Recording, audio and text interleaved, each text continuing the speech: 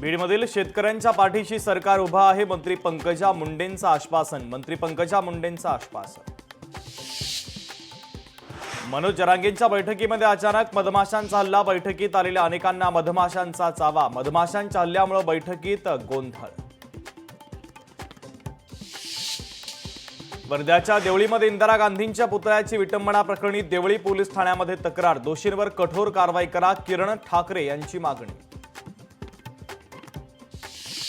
अमरावतीला अतिवृष्टीचा फटका. 1.23 लाख हेक्टरवरील पिकांचं नुकसान तर 1,68,533 शेतकरी अतिवृष्टीनं बाधित. नुकसान भरपाईची शेतकऱ्यांची मागणी.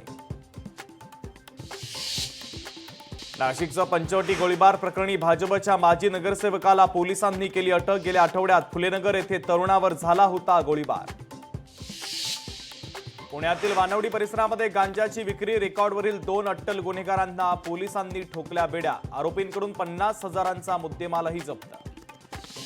कल्याणच्या ओकबाग परिसरामध्ये एका तरुणाची हत्या. दगडानं ठेचून हत्या केल्याची माहिती, तर आरोपीला पोलिसांनी केली अटक.